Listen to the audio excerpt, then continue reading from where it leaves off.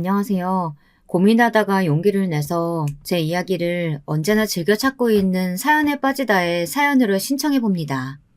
제가 자식이 둘인데 그간 자식들과 친하고 편하게 지내는 엄마라고 스스로 자부해왔건만 어제는 오랜만에 둘째하고 서로 언성을 높이며 싸웠습니다. 자식 농사라는 것이 결코 쉽지가 않네요. 세상에 그 어떤 것보다도 제 마음대로 안 되는 게 바로 제 배로 낳은 제 자식들 같습니다. 제 친정엄마의 심정을 이제서야 조금은 알 것 같달까요? 그렇다고 해도 친정엄마께서 자식 문제로 마음고생하신 거에 비하면 저는 아직 아무것도 아닐 듯 싶네요. 제가 지금처럼 눈가에 자글자글한 주름이 잡히기 이전의 일이었습니다. 저는 남편과 우연히 만남을 가졌다가 그대로 연인으로 관계가 발전하였고 서로 잘 맞아서 시간이 지나자 결혼까지 꿈꾸게 되었습니다. 사실 저는 남편 말고 다른 남자를 주선받기로 했었어요. 그건 남편도 마찬가지였는데요. 상황이 기가 막히게 꼬이게 되면서 잘못 서로를 만났던 거죠. 잘못된 만남이 불러온 특별한 인연이었어요. 그래서 저와 남편은 더욱 서로에게 급속도로 빠져들었던 것일지도 모르겠습니다. 하지만 시댁에서 저는 환영받지 못했어요. 우선은 시어머니께서 저를 마음에 안 들어 하셨거든요. 네 동생은 그렇다 쳐도 너는 장남인데 이러면 안 되지.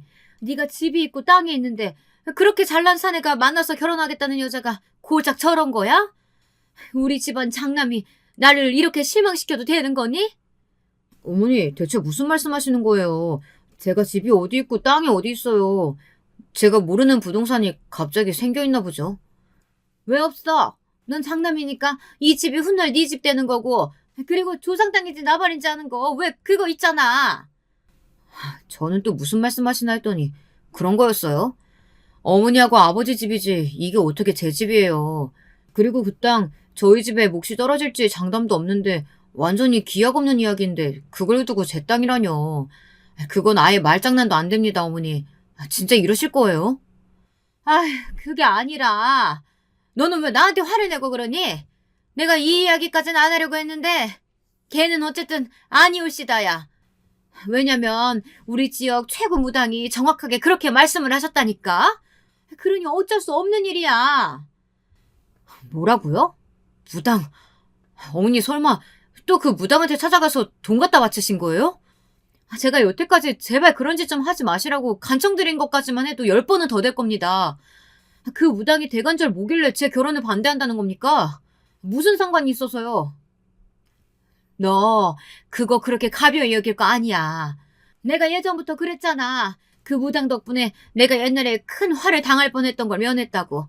보통 용하신 분이 아니야. 네 누나 늦게 결혼한 거랑 결혼하자마자 임신할 것도 그 무당이 기가 막히게끔 다 맞히셨다니까? 시어머니께서 저를 반대하시던 큰 사유로는 두 가지가 있었습니다. 첫 번째로는 바로 무당 때문이었죠. 동네에서 그 무당을 신봉하는 무리가 있었는데 시어머니께서 그 안에 포함되어 있었답니다. 그 무리는 모였다 하면 무당의 용함을 논하였고 각자의 시댁과 며느리 등을 욕해댔어요. 그런 재미로 명맥을 이어가는 모임이었죠. 참고로 제가 이 모임을 정말로 치가 떨리게 싫어했답니다. 가뜩이나 시어머니께서는 각종 미신을 잘 믿으시고 여러 가지 가문이설에 휘둘리며 쉽사리 흥분하시는 분인데 그런 모임 때문에 시어머니의 특성이 더욱 활활 타오를 게 분명했거든요. 무당 핑계를 대셨으니 그건 즉 모임분들도 하나같이 저라는 존재를 반대하는 것에 한몫을 내고 계신다는 것이었어요. 저와 남편은 몹시 난감한 상황이었죠. 그때 상황을 단박에 정리하신 분이 계셨습니다. 뛰는 놈 위에 나는 놈 있고 미친 놈이 있으면 더 미친 놈이 있는 법이라고 하시잖아요. 시어머니의 무당 타령을 한 번에 잠재우신 분, 바로 다름 아닌 시아버지셨습니다. 이 정신 나간 예패네야. 내가 서문왕한테 생돈 갖다 바치지 말라고 얼마나 더 떠들어줘야 그 귓구녕에 내 얘기가 제대로 박히겠어. 귓구녕을 내가 언제 한번 세게 후벼 파줄까? 그러면 귀가 좀 들리려나?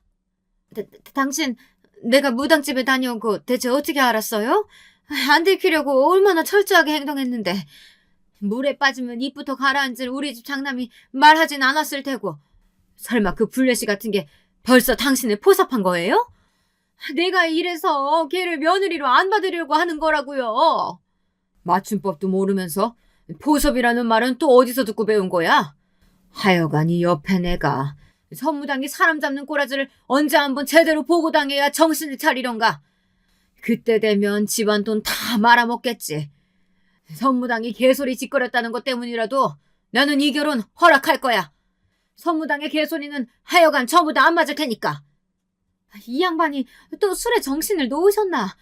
그런 것 때문에 장남 결혼 문제를 결정짓는 게 말이나 돼요? 아휴, 내가 못 살아. 어쩌다 이런 남자랑 결혼을 해가지고 자식을 셋이나 봤는지. 모임에 나가봐도 남자복 가장 없는 여자는 나뿐이야. 갑자기 우는 척을 하고 지랄이야. 선무당 닮아서 거짓 연기하는 걸 배워온 거야 뭐야? 장남 결혼을 선무당한테 맡기는 여편네보다는 내가 정상이야. 시아버지께서 그 무당을 질색해 오셨고 그래서 시어머니께서는 눈치를 봐가시며 몰래 모임 생활도 하셨던 건데요. 무당 때문에 제가 반대당하는 것을 아시고 시아버지께서는 반대로 무조건 찬성을 밀어붙이셨습니다. 시어머니께서는 거품 물고 뒤집어지실 정계였죠.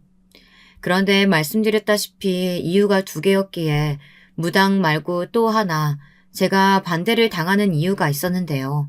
제가 아주 가난한 친정을 두었기 때문이었습니다. 시집 오면서 땡전 한 푼 없이 몸만 오는 거 아니냐며 시어머니께서는 그것을 저를 반대하시는 근거로 드셨습니다. 시아버지께서는 이것에는 살짝 고심을 하셨는데요. 시어머니의 말씀을 따라서 굳이 이런 조건의 며느리를 드려야 하나, 장남은 더 좋은 여자 만날 수 있는 녀석 아닐까, 이런 생각을 시아버지께서 하신 것이었는데요. 그때 아주 의외의 인물이 저에게 한 표를 던져주었습니다. 아버지, 어머니, 뭐 그렇게 어렵사리 돌아가셔요. 그냥 형이 하고 싶은 대로 결혼하게 내비둬요. 평생을 형만은 아우 없다라는 속담 맞는 걸 증명해오면서 살아온 사람이 바로 우리 형 아니겠어요? 그러니까 결혼도 옳게 선택한 거겠죠. 결혼하게 둬요. 낄낄거리는 웃음과 함께 저에게 찬성표를 던진 인물은 남편의 남동생이었죠.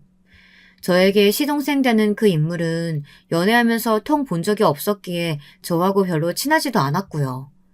남편과 시동생이 하도 성격이 딴판이라 우애 좋은 형제가 아니었으니 자기 형을 위해서 굳이 발벗고 나섰다고 보기에는 아주 신기했죠.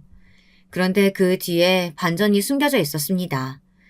시동생을 향해 제가 첫눈에 봐도 엄청 괜찮은 사람인 것 같다고 말을 해준 사람이 따로 있었던 겁니다. 시동생을 일부러 움직이게 만들었던 사람, 바로 시동생의 아내인 제 동서였어요. 나이를 보면 시동생이 일찍 결혼했다기보다는 동서가 일찍 결혼을 한 편이더라고요. 결혼 전에 시어머니께서 저에게 보이신 태도가 심상치 않았던 만큼 결혼하고 나서도 정말 힘들었습니다. 시어머니께서는 저에게 말씀 한마디를 좋게 해주지를 않는 분이셨거든요. 시댁과 집이 그나마 원편이어서 그 사실을 위안 삼았습니다. 만약에 거리가 가까웠다면 시도 때도 없이 갖가지 핑계를 만들어서 저를 불러내신 후 구박하셨을 거라고 생각하니 모골이 다 송연했습니다. 저도 제법 강단을 부릴 줄 아는 사람이라고 스스로 생각을 해왔건만 시어머니와는 체급이 달랐습니다. 운동 경기를 보면 체급마다 아예 선수들을 분류해 놓잖아요. 70kg 이상은 70kg 이상끼리, 50kg은 50kg들끼리. 마치 그런 것 같았습니다. 무슨 말인가 하면 시어머니와 저의 체급은 아예 다르게 느껴졌다는 겁니다. 초반에는 저도 제가 시어머니와 대적을 해볼 수 있을 것만 같다고 생각했었어요.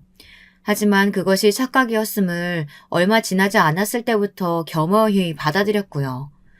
도저히 일반적인 논리가 안 먹히는 분이셨으니 10번이면 10번 다 제가 손해를 보는 형국이었습니다.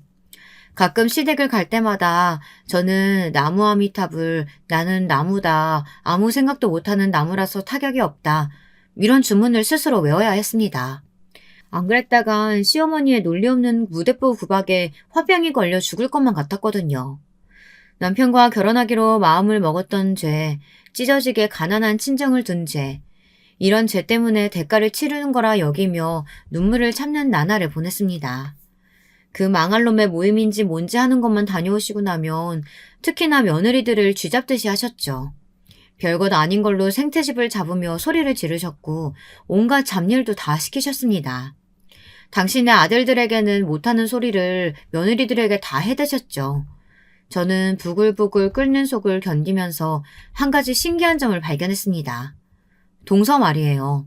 저보다 나이가 어리기에 금세 친자매처럼 잘 지내보자고 인사를 잘했었고 정말로 잘 지내고 있기는 했었는데 볼수록 신기하더라고요. 분명 겉으로 보기에는 여렸기 때문입니다. 잔소리 폭탄 한 번만 맞아도 눈물을 쏟을 것처럼 생겼어요. 말투도 나긋나긋했고요. 목소리도 항상 크지 않았습니다. 좋게 쳐주자면 유쾌한 성격의 시동생과는 대비가 되었죠. 동서는 조용조용했으니까요. 그런데 저는 시어머니 때문에 속이 터질 것 같아 죽을 지경일 때도 동서는 초연했어요. 그게 볼수록 신기했고 친정 부모님도 돌아가셔서 이미 안 계시다고 하던데 도대체 어떤 인생을 살아왔는지 궁금해졌습니다. 동서의 초연한 눈빛은 모르기는 몰라도 인생을 거의 다 살아서 많은 것을 알아버린 그런 눈빛처럼 제 눈에는 보였거든요. 동서에게 어느 날 어떻게 살아왔는지 가장 궁금한 사람이 바로 동서라고 하자 제가 봐온 것 중에 가장 크게 웃었습니다. 제 말이 웃겨서 웃는 거냐고 했더니 그게 아니라 제가 자기에 대해 궁금해하는 것이 즐거워서 그렇다고 했어요. 동서는 저를 처음 봤을 때부터 마음에 들어 했다네요. 무당 이야기를 시아버지께 흘린 것도 그 범인은 동서였던 거예요. 안 그랬으면 제가 시어머니의 반대에 부딪혀 끝내 결혼의 문턱을 못 넘을 것 같아서 그랬다고 했습니다. 제가 그 비화를 듣고 깜짝 놀랐죠. 설마 뒤에서 동서가 그런 일을 행했을 줄이야. 그것보다 저는 결혼 전에 시댁에 들릴 때 동서를 본 적이 없었건만 저를 알았다는 것도 놀라웠죠.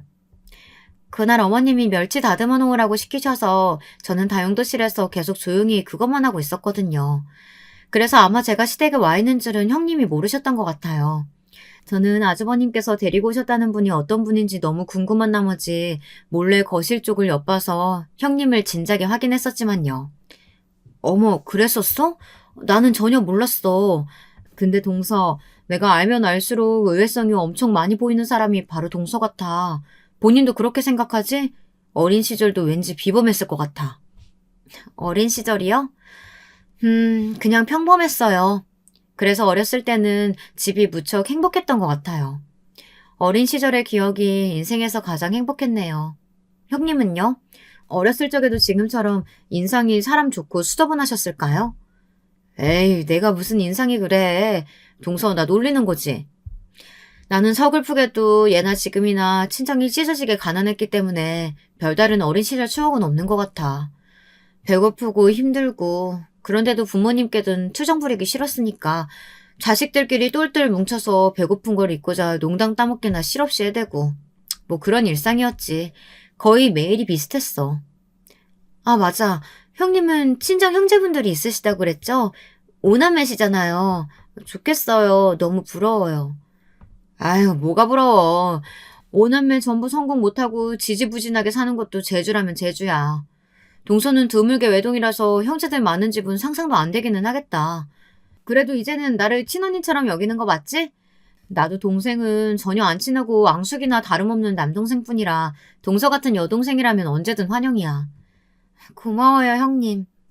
원래 제가 상당히 무료한 일상을 보내는 사람인데 형님 덕분에 즐거운 줄 알고 삽니다. 배시시 웃는 동서의 얼굴에는 제가 그 너머를 쉽게 들여다볼 수 없는 어떤 영역이 있었어요. 그런 걸 감추고 있는 사람이라는 건 진작 알아보았으나 그 너머로 가는 문을 제가 구태여 두드리지는 않았습니다. 사람마다 각자 고요해서 어디론가 흐르지도 않는 호수 하나쯤은 마음속에 품고 사는 것이라고 여겼으니까요. 비록 괄괄한 성격의 시어머니, 술을 사랑하시는 시아버지, 능글거려서 친해지기 어려운 시동생, 명절 때만 보는데 그때마다 인상 쓰고 있는 시누이, 시댁 식구들은 모두 만만치 않았고 속이 끓을 때가 많았으나 동서가 있어서 견딜만 했습니다. 동선에는 시댁과 근처에 살았거든요. 그래서 시댁에 가면 거의 매번 동서를 볼 수 있었죠. 동서는 일주일에 2번 정도만 아르바이트를 하며 지냈습니다. 다른 날들은 모두 집안일을 하고 시댁 일을 했죠. 시댁에 봉사하며 사는 걸 아니까 벌이가 썩 좋지 않은 시동생도 굳이 동서에게 일을 하라거나 말하진 않는 것 같더라고요. 시어머니께 항상 당하고 사는 것 같아도 기색은 늘 초연했던 동서는 돈을 그렇게 적게 버는데도 늘 돈 얘기가 나올 때 무덤덤한 모습을 보여 저를 또 한 번 놀래켰던 것 같아요. 돈을 못 벌어도 저렇게 의연한 동서의 모습이 좋아 보였죠. 그리고 동서는 항상 자기를 높게 쳐주는 제가 신기하다고 했습니다. 평생 살면서 남들에게 좋은 점수를 받아본 역사가 없었는데 제가 처음이라고 했죠. 저는 동서를 저평가해온 사람이 오히려 신기한 종자들이라고 생각을 했었네요. 남편과는 잘 지냈어요. 서로가 꽤 잘 맞는 상태였습니다. 결혼 생활도 평탄하게 이어갔고요. 기다리던 임신이 되었을 때는 날아갈 듯이 기뻐서 서로를 얼싸안고 눈물을 찔끔 흘리기도 했었죠. 남편과 결혼하기를 정말 잘했다고 생각했던 순간 중 하나였네요. 하지만 저희 부부에게 안배되어 있던 것이 비극이었더라고요. 저는 만삭이었고 예정일을 며칠 앞두고 있었는데요. 태어날 아기를 기다리며 돈을 더 벌기 위해 무리하게 야근을 자청했던 남편이 늦은 시각에 퇴근을 하다가 깜깜한 길에서 뺑소니 차량에 치여 생을 마감했습니다. 저는 믿을 수 없어서 처음에 눈물도 못 흘리고 있다 극심한 통증을 느끼며 분만실로 이송되어 갑작스럽게 아기를 출산할 때 미친 듯이 울었습니다. 세상이 떠나가라 울었던 것 같네요. 그래서 아기를 낳자마자 혼절했답니다. 모든 기력을 쏟았기 때문이었고 저는 무려 나흘이 지난 뒤에야 깨어났어요. 그리고 저는 일반 병실로 옮겨지자마자 시어머니께 뺨을 맞았습니다. 내가 이래서 너는 안 된다고 했잖아. 용한 문학이 너 반대한 것에는 다 이유가 있었던 거야. 간호사가 놀라서 비명을 지를 정도였죠. 다른 시댁 식구들은 저를 원망하는 시어머니를 아무도 말리지 않았어요. 하지만 딱 한 사람, 동서가 간신히 시어머니의 팔을 잡고 저지했습니다. 시어머니께서 몸부림치시는 바람에 동서는 바닥을 나뒹굴었으나 그래도 꿋꿋하게 일어나서 다시 시어머니를 말리더라고요. 저조차 시어머니를 말릴 수 없어서 그냥 맞을 수밖에 없었으니 동서에게 미안하고 고마웠습니다. 그 모습을 보며 저는 뜨거운 눈물을 흘렸습니다. 저는 남편을 잃었지만 시어머니께서는 자식을 잃은 것이었으니 제가 어떻게 시어머니를 막을 수 있었단 말입니까? 시어머니께서는 제가 낳은 딸을 시댁에 두고 저는 영영 꺼지라고 하셨습니다. 손자가 아닌 건 마음에 안 들지만 장남이 세상에 남기고 간 핏줄이니 애를 써보겠다고 하셨죠. 애를 써주시기를 저는 원하지 않았어요. 당연히 아기는 엄마인 제가 키우겠다고 했고요. 시아버지께서는 술을 마시는 건 집이고 밖이고 가리지를 않는데 집에 갓난 아기가 있으면 불편하다고 하셨어요. 그 황당한 말씀 때문에 제가 아기를 무사히 사수할 수 있었죠. 당연하게 저는 그 이후로 시댁에 발걸음을 하지 않았습니다. 그럴 수밖에 없는 수순이었어요. 동서하고는 시댁의 발길을 끊고 서너 달이 지났을 때 처음 연락을 했었는데요. 그러고 나서도 틈틈이 연락은 주고받았었습니다.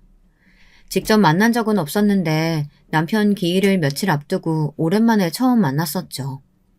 남편의 기일이 아이의 생일이었습니다.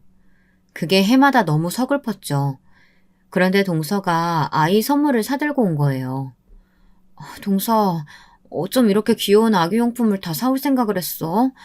정말 고마워. 감동이야. 그간 잘 지냈지? 얼굴 많이 상한 것 같아서 걱정되네. 혹시 무슨 일 있었어? 걱정거리라도 있는 거야? 화장 열심히 하고 왔는데도 형님한테는 다 보이나 봐요. 제가 아무리 힘들다, 아프다, 괴롭다 이렇게 티를 내도 몰라주는 사람들도 참 많던데 형님은 다르신 것 같아요. 그렇게 말을 하며 조용히 웃는 동서가 왠지 안쓰럽게 느껴졌습니다. 저는 무슨 일이 있는 거냐고 캐물었지만 동서는 그저 심란한 일이 좀 있었을 뿐이고 별거 아니라고 말을 정리하였어요. 매사에 저보다 차분하고 의연한 동서니까 그렇다면 그런 줄 알고 저도 질문을 삼켜야겠다고 생각했습니다. 그때는 그게 동서를 위하는 길인 줄 알고 그렇게 했었네요. 저는 동서를 통해서 시댁의 근황을 아주 일부나마 들으면서 지냈고요. 동서의 목소리가 잠겨있는 것 같을 때라든지 그럴 때면 왠지 마음이 좋지 않아 일부러 제가 밝은 이야기를 많이 꺼냈던 것 같아요. 저는 서로에게 도움이 안 된다며 손가락질을 할지언정 어쨌거나 지지고 볶으며 지내는 친정 식구들이 있었기에 늘 이야기거리가 끊이지 않았거든요. 동서는 희한하게 제 친정 식구들 이야기 듣는 걸 좋아했어요. 그 중에서도 특히 제가 형제들과 아웅다웅하며 자라온 유년 시절의 이야기를 참 좋아했죠. 남들에게 말하기 창피할 정도로 찢어지게 가난했던 집안이었고 굶주린 일화들이 대부분이었는데도 동서는 늘 재미있게 잘 들어주었어요. 마치 동화를 듣는 것 같은 기분이라는 말도 했던 듯 싶습니다. 하지만 저에게는 동서야말로 동화 같은 사람이었던 것 같아요. 왜냐면 제가 아무리 꾹꾹 누르고 숨기며 산다고 해도 남편을 잃은 슬픔은 예고 없이 울컥 솟아올라 저를 괴롭혀댔는데요. 그걸 애써 모른 척하면서 무리하게 일을 하다 크게 알아놓은 적이 있었어요. 마음의 병이라고 해야 할지 원인도 몰랐어요. 그냥 가슴이 뜨거웠고 머리가 아팠으며 기력이 없었죠. 돈 나갈까봐 병원 신세를 지는 것도 무서웠고요. 작은 새언니가 그때 여력이 되는 때여서 제 아이만 잠시 돌봐달라고 맡긴 후 저는 집에서 혼자 끙끙 앓아 누웠다가 다 낫지도 않은 상태에서 억지로 일을 나간 뒤 더 크게 앓아 눕는 것을 반복했습니다. 이러다가 미련하게 병을 키운 것이었죠. 끝내 병원에 가게 되었는데 면역 질환의 일종에 걸려버렸습니다. 절대로 무리하지 말고 한동안 요양만 하면서 삼시세끼 보양식을 챙겨 먹어야 그나마 빨리 털어낼까 말까라고 그랬어요. 앞이 까마득했죠. 미천 하나 없는 여자가 아이 혼자 키우면서 일하는 건 진짜 어렵더라고요. 주어진 상황 자체도 힘든데 주변의 시선 역시도 따라왔으니까요.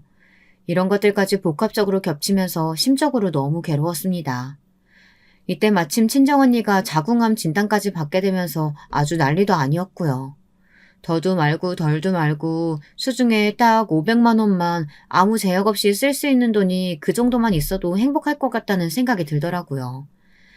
제가 하도 그런 생각을 하면서 지냈더니 동서하고 오래간만에 통화할 때 저도 모르게 그런 속마음을 잠시 내비쳤었나 봐요. 사실 저는 하도 혼이 빠져있는 터라 제가 그런 말을 했던 줄도 몰랐어요. 그런데 동서가 저한테 500만 원을 선뜻 건네주었던 것입니다. 동서, 이게 무슨 돈이야? 설마 내가 힘들다고 징징거려서 돈 마련한 거야? 나는 동서한테 신세 지고 싶어서 그런 소리 했던 게 절대 아니야. 동서도 동서의 생활이 있는데 내가 이걸 어떻게 받아. 형님은 은근히 눈치가 좋으시니까 어쩌면 아셨을지도 모른다고 생각하는데 저 사실 수중에 제 재산이 따로 있어요. 제가 쓸 수 있는 돈이 있어서 솔직히 돈에 얽매여서 걱정하며 살지는 않았어요. 그 얘기를 듣고 제가 놀랐다가 가만히 짚어보니 그간 동서가 여러 가지 이야기라든지 고민거리들 이런 걸 이야기할 때 단 한 번도 돈을 꺼낸 적이 없다는 게 생각났습니다. 그리고 동서의 말 맞다나 저는 그 순간 놀라기는 했으나 많이 놀라지는 않았어요. 어쩌면 은연중에 동서한테는 돈이 있다는 짐작을 하고 살아왔던 걸지도 모르겠습니다.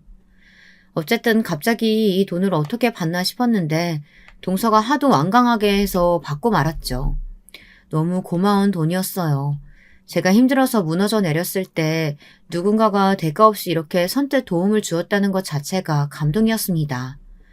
그 돈으로 허튼 짓은 조금도 하지 않고 싶어서 저는 건강 회복에 힘쓰며 마음을 편안하게 지내는 것에 노력하는데 그 돈을 썼어요. 떨이 세일할 때가 아니면 안 사먹었던 과일도 좋은 걸로 골라다가 사먹었고요. 사치인 것 같아서 참았던 영양제 구입도 한 통 했습니다. 무엇보다 아이가 신선한 재료를 사다가 직접 아이한테 먹거리를 만들어 주었죠. 그러면서 일상의 소중함을 느꼈고요. 다시금 달리고자 하는 용기가 생기더군요. 저는 제 몸 상태를 봐가면서 다시 일을 조금씩 다니기 시작했고 적은 금액이지만 따로 돈을 모았습니다. 다 모으면 주려고 했는데 제 처지가 부족했던지라 따로 모인 금액이 200만 원이 달성했을 때 그걸 동서한테 보내주었어요. 동서, 나머지는 내가 천천히 갚을게. 형님, 안 갚으셔도 되는 돈이에요. 아시잖아요. 그런데 왜 힘들게 갚으세요? 이게 당연한 거니까. 받았으면 갚는 게 인생에 지당한 도리 아니겠어? 그러니까 내가 나머지도 꼭 갚을 거야. 이자를 내가 아직 못 쳐주고 있으니까 그게 좀 미안하다. 아, 형님은 진짜 못 당하겠어요. 어떻게 이자 생각까지 하셨어요? 하지만 원금이면 모를까 이자는 절대로 안 받을 거예요. 이건 진심이에요. 동서의 목소리에서 어마어마한 고집이 느껴지는걸? 이자 내는 것도 쉽지 않겠어. 아, 혹시 돈으로 받기 싫으면 다른 걸로 내가 이자 낼게. 여태까지 나만 동서한테 내 이야기 주저주저 많이 떠들었으니까 이번에는 내가 동서의 숨겨진 이야기 들어줄래. 어때? 그건 오히려 저한테 손해인 거 아니냐고 따져묻고 싶은데 그럴 수가 없겠네요. 저는 제 이야기를 듣고 싶어하는 사람은 세상에 아무도 없을 거라고 생각해서 과거를 가슴속에만 묻고 살아왔거든요. 제 지난 이야기 형님은 진심으로 듣고 싶으세요? 물론이지. 내가 예전에도 한번 그랬었잖아. 어떤 인생 살아왔는지 내가 가장 궁금한 사람이 바로 동서라고. 저는 그날 차마 알지 못했던 동서의 이야기를 들었습니다. 아주 한참이나 베일에 가려져 있던 동서의 친정 이야기를 접할 수 있었죠. 유쾌한 호기심으로 가득 찬 채 이야기를 듣기 시작했던 저는 어느새 싸한 가슴을 아는 채로 동서의 목소리에 귀를 기울였던 것 같아요. 다 듣고 나니까 정말 많은 생각이 들고 있었죠. 대체 사람은 저마다 얼마만큼의 이야기들을 감추며 살아가는 걸까? 이런 깊은 궁금증도 들었고요. 이틀 정도는 동서의 이야기를 곱씹느라 밤에 잠도 설쳤습니다. 선뜻 동서에게 다시 먼저 연락을 해볼 엄두가 나지 않았어요. 참으로 못나게도 제 그릇이 딱 그 정도였던가 봅니다. 그리고 며칠 뒤 동서에게 연락을 해보려고 마음을 먹었던 날 저는 연락 한 통을 받게 되었습니다. 동서가 세상을 떠났다는 부고였어요.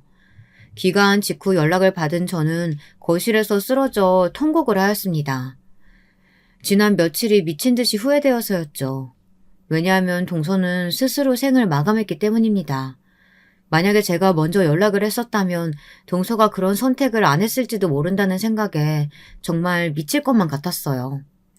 수년간 친하게 잘 지내놓고서 동서에게 많은 도움을 받아놓고서 정작 저는 동서를 끝끝내 잘 알지 못했으며 동서를 도와주지도 못했다는 생각이 들었습니다. 동서의 마지막 가는 길은 조촐했고 단촐했으며 조용했습니다. 마치 생전에 동서가 고요하게 짓던 미소처럼 꼭 그랬습니다. 시동생은 충격에 빠진 건지 말수 많던 사람이 내내 입을 꾹 다물고 있었고요. 오래간만에 뵙는 시어머니께서는 머리가 아프시다며 계속해서 인상을 쓰고 계셨어요. 얼굴을 비친 시누이는 계속 무표정이었죠. 그리고 시아버지께서는 자꾸 혀를 끌끌대시며 술을 찾으셨고요. 저는 이 사람들이 그나마 진심으로 동서를 애도하고 있기를 눈물로 바랬습니다. 그리고 동서는 이미 떠났지만 저는 동서를 당최 어떻게 보내줘야 할지 갈피를 못 잡고 있었죠. 바로 그때부터 어마어마한 반전이 드러나기 시작했습니다. 동서가 세상을 등지기 전 저에게 남긴 것들이 있었던 겁니다. 처음에 연락을 받고서는 이게 웬 말도 안 되는 일인가 싶었습니다. 제가 생전에 연을 둔 적이 없던 법조계 분이 저에게 연락을 주신 것도 갑작스러웠는데 동서가 저에게 남긴 것을 확인하자 이게 현실이 맞는지 의심까지 들더라고요. 네? 제 동서가 제 앞으로 재산을 남겼다고요? 그걸 세상 떠나기 전에 미리 다 준비를 해놨었다뇨. 저는 동서가 충동적으로 그렇게 떠난 줄만 알았는데 그럼 그게 아니라 아예 떠날 다짐을 다 해놓고 신변 정리를 해왔다는 거잖아요. 게다가 이 막대한 재산은 다 뭐예요? 저는 기쁨보다 앞선 충격으로 머리를 감싸쥐었습니다. 저는 가난하게 자라왔고 배움 역시도 짧은 사람이었어요. 동서에 일전에 저와 만났을 때 무슨 서류를 보여준 적도 있었고 저에게 사인을 하라고 한 적도 있었습니다. 하지만 저는 그게 제가 받은 500만 원에 대한 서류일 거라고 막연하게 그런 짐작만 해서 그게 어떤 것들인지 들여다볼 생각조차 못했어요. 또한 동서가 어째서 그런 복잡한 서류들을 꿰고 있으며 지니고 있는 것인지 궁금해하지도 못했었죠. 제가 안일했고 바보였던 거예요. 멍청하게 군 결과 동서를 떠나보내고 말았죠. 막대하다 못해서 아예 실감조차 안 나는 200억에 이르는 재산을 보고 구슬프게 울기나 하고 있었습니다. 저는 동서에게 친정 이야기를 들어서 알고 있었죠. 어째서 동서가 이토록 많은 재산을 가지고도 마음속에 깊은 우울과 공허를 떨쳐내지 못했는지 짐작도 가능했고요. 사실 동서는 외동이 아니었습니다. 친정 오빠가 원래는 있었다고 해요. 나이 차이가 많이 나는 그 친정 오빠 때문에 동서의 집안은 쑥대밭이 되었던 것이고요.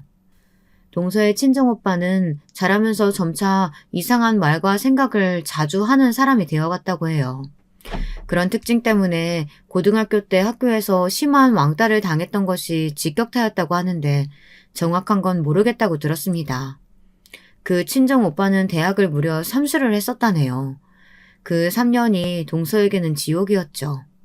아, 시끄러워. 너 방금 숨소리 너무 크게 냈잖아. 너 때문에 문제 하나 날렸어. 오늘 공부 다 망쳤다고. 어떻게 책임질 거야? 짜증나 미치겠네. 동서가 집에서 약간의 소음만 내도 친정오빠는 마치 미친 사람처럼 발작을 해댔습니다. 덩치가 아담하고 마른 체질인 동서에 반해 그 친정오빠는 체형이 뚱뚱했다네요. 손발도 컸고요. 그런 친정오빠한테 뺨이라도 한 대 맞으면 몇 시간은 귀가 울려서 소리도 잘 안 들리고 머리가 어지러워서 동서는 책의 글자가 안 보일 정도였습니다. 그 친정오빠가 재수학원을 안 다녔냐고요? 아닙니다. 동서의 친정은 매우 유복했어요. 그래서 동서의 친정 부모님께서는 정말 하실 수 있는 지원은 다 해주셨어요. 그런데 가끔가다 그곳이 숨 막힌다고 하면서 그 친정오빠가 집에 막무가내로 왔던 겁니다. 집에 오면 반드시 그런 예민함을 드러냈었고요. 동서는 예민한 그 친정오빠에게 맞고 살면서 눈치를 보게 됐고 조용히 하는 법을 익혔고 소극적인 성격이 되어갔다고 합니다. 그 친정오빠가 집에 있을 때면 마음대로 웃는 것조차 못하는 자기 처지가 서러워서 동서는 슬펐다고 해요. 자기 오빠가 미웠기 때문에 성공하지 못했으면 이런 바라는 마음도 솔직히 있었지만 그건 아주 얄팍하게 작은 마음이었을 뿐 무조건 성공해서 좋은 대학에 들어가기를 바랬다고 합니다. 친정 부모님이 불쌍해서 그랬다죠. 하지만 결론만 먼저 말씀드리자면 그 친정오빠는 서울 소재의 중상위권 이상의 대학에 들어가는 것에 실패했습니다. 처음 재수 생활을 시작했었을 때는 의대를 목표로 하겠다고 헛소리를 했었는데 그건 진짜로 헛소리였던 것이죠. 어림도 없는 이야기였다네요. 동서의 친정 부모님께서는 절망적인 삼수 결과에 실망을 하시면서도 괜찮으니까 지방의 탄탄한 대학 아무 곳이라도 가면 될 일이라고 하셨습니다. 하지만 그 친정오빠는 기상천외한 반응을 보였죠. 지방? 지방의 아무 곳? 아무 대학? 아빠 엄마는 나를 고작 그 정도로 보시고 있다는 거죠? 나는 버리는 자식이라 이거잖아요. 네, 잘 알겠습니다. 어차피 버림받은 자식이니까 뜻대로 안 살아드릴게요. 그딴 지방 대학? 공짜로 다녀달라고 그쪽에서 저한테 절을 해도 안 가요. 나는 그런 데나 다닐 인재가 아니니까. 진작 정신 상태가 별로인 줄은 알고 있었지만 그 순간에 진짜 자기 오빠가 미친 게 확실하다는 생각이 들었다고 동서는 회상했어요. 자기 오빠가 말하는 것도 그렇지만 눈빛이 반쯤 돌아 있었다고요. 소름이 끼쳤다고 합니다. 대학도 안 가고 동서의 친정오빠는 찌꺼기 잉여 같은 생활만 계속했어요. 그때는 남자 나이 30이면 대부분 결혼을 하던 시절이었어요. 하지만 동서의 친정오빠는 나이 30일 때 무직이었으며 대학도 안 나온 고졸이었고 군대를 공익으로 다녀온 게 인생의 최대 업적이며 여자를 만나본 경험은 단 한 번도 없었습니다. 사회활동 경력 역시도 없었죠. 억지로 등을 떠밀려서 몇 번 아르바이트를 나가본 적이 있었는데 그때마다 둘 중 하나였어요. 사장하고 싸우거나 손님하고 싸우거나. 동서의 친정아버지가 한 번은 오랜 지인께 부탁을 드려 그분이 운영하시는 공장에 그 친정오빠를 보내본 적이 있었는데요. 그랬다가 어떻게 됐는 줄 아세요? 하마터면 동서의 친정아버지가 오랜 의리를 이어왔던 지인분에게 절연당하실 뻔했습니다. 그 정도였다고 해요. 그런 수준으로 동서의 친정오빠는 구제불능이었습니다. 동서의 친정 부모님께서는 그래서 재산을 감추며 사셨다고 해요. 가뜩이나 망나니 같은 아들이 재산만 믿고 거드름을 피우며 더욱 아무것도 안 할까봐 걱정이 되셨기 때문이죠.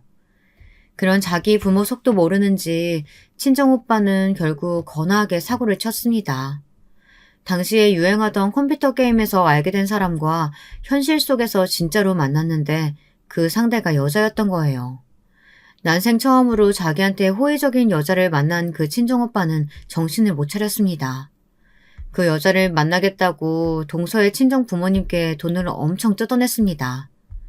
거기까지는 그렇다고 쳐요. 하지만 그 여자가 임신을 해버린 건 그렇다고 칠 일도 아니었죠. 심지어 임신 7개월이 되어서야 그 사실이 드러났습니다. 제가 부모님도 일찍 돌아가셔서 안 계시고 일가 친척 아무도 연락하는 사람이 없어요. 혼자 작은 원룸에서 살아왔고요. 아르바이트나 근근히 해왔습니다. 배가 하도 겉으로 안 나와서 임신을 늦게 알았어요. 그 여자의 자기소개에 동서와 그 친정 부모님은 완전히 말문이 막혀버렸죠. 그 친정오빠는 뭐가 그렇게 당당한지 죄송하다는 소리 한 번을 안 했다고 합니다. 가족들만 속 터질 노릇이었죠. 그 여자는 자기가 정신적으로 무척 불안한 상태라고 주장하며 다른 것보다 안정을 취하며 출산 준비를 하고 싶다고 했습니다. 혼인신고나 결혼식 같은 건 아기를 낳고 나서 천천히 해보고 싶다고 했어요. 대체 누구 마음대로 그런 것들을 다 정하는 건지 동서는 어이가 없었죠. 그 친정 오빠가 지원을 해달라고 난리를 쳐대서 동서의 친정 부모님께서는 두 사람이 함께 지낼 투룸 집부터 단기로 일단 구해주셨습니다. 번듯한 곳이었건만 두 사람을 더 좋은 곳으로 마련해줄 수는 없느냐며 툴툴거렸다네요. 자기 오빠의 기행에 면역이 되어 있었다고 생각해왔건만 동서는 피가 거꾸로 솟았습니다. 동서가 이 정도였는데 그 부모님은 어떠셨겠나요? 화병 때문에 쓰러지기 일보 직전이셨죠. 그 여자는 무사히 출산을 했습니다. 그리고 딱 일주일 뒤에 도망을 갔습니다. 그 미친 여자는 쪽지에다 사실 저는 불치병이라서 아기를 키울 수 없습니다. 하늘에서 아기를 응원할게요. 이딴 소리를 휘갈기고 떠났어요. 불치병 같은 개소리에 결국 동서의 친정엄마께서는 쓰러지고 마셨고요. 동서는 더 이상 참을 수가 없었죠. 제발 그만 좀 해. 이게 다 오빠 때문이야. 항상 세상 탓하고 세상 원망만 해왔지. 그런데 아니야. 정답은 오빠야. 오빠 때문에 다 이렇게 된 거라고. 만약 오빠만 없었잖아? 그럼 우리 가족은 정말 완벽했을 거야. 오빠라는 오점이 모든 걸 망쳐놨어. 차라리 삼수 망쳤을 때 그냥 죽지 그랬어? 그때 왜 안 죽은 거야? 그때 오빠만 죽었어도 아버지, 엄마, 나 모두가 고통받지는 않았을 거야. 오빠 때문에 우리는 친척들하고도 못 만나며 살고 있잖아. 어떻게 책임질 거야? 당장 어떻게든 책임져. 그리고 책임질 자신 없으면 차라리 죽어. 그게 가장 오빠가 이 세상에 도움되는 길이니까. 동서가 살면서 그때만큼 정신이 또렷한 적이 없었다고 해요.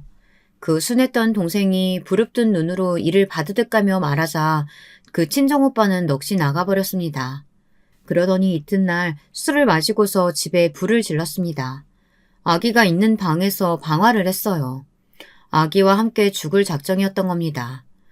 동서의 친정아버지께서 귀가하시다 현장을 보셨고 몸을 던져 아기만이라도 구하려고 하셨지만 이미 늦은 뒤였죠. 연약했던 어린 생명은 숨을 거두었고 파란만장했던 그 친정오빠의 삶도 마감했죠. 병원 생활을 하고 계셨던 동서의 친정엄마께서도 이 소식을 듣고 오열을 하셨고요. 건강 상태가 급속도로 더욱 악화되었습니다. 화재 현장에서 많이 다치셨던 동서의 친정아버지께서는 후유증을 앓다가 돌아가셨습니다. 몇 달 후 동서의 친정엄마께서도 숨을 거두셨고 이때 동서의 나이 고작 22살이었어요. 저는 여기까지만 동서의 입에서 직접 들어 알고 있었으나 친정의 재산을 물려받은 것도 그 시점이었다는 건 이제야 알게 된 바였습니다. 도저히 충격이 가시지 않던 저에게 또 하나 놀라운 반전이 날아들었습니다. 동서가 저에게 남긴 유서가 따로 있었던 건데요. 죽기 전에 저희 집 주소로 따로 붙였던 그 유서에는 상상도 못했던 전말이 담겨 있었습니다. 시동생, 인상부터 한량 같고 날티가 나더니 역시나 그랬었나 보더라고요. 동서를 두고 상습적인 바람을 피워왔다고 했어요. 자기가 편하게 바람을 피우고 싶기 때문에 동서한테 일부러 돈 벌러 나가라는 찍소리 한 번 안 한 거라고 하더군요. 동서는 시동생이 바람을 계속 피워대는 걸 알고 한 남자의 아내로서 자존심과 자존감이 동시에 박살났다고 했습니다. 심적으로 힘든 동서를 시어머니께서는 쉬지 않고 괴롭히셨고요. 심지어는 시동생이 바람을 피운다는 걸 알면서도 시어머니께서는 너는 집에서 밥이나 안 치고 살면 된다고 동서에게 거듭 강조하시며 윽박을 지르셨다고 합니다. 걸핏하면 동서의 뺨을 때리거나 발로 차기도 했으며 모욕을 주는 건 숨쉬듯이 자주 했다고 해요.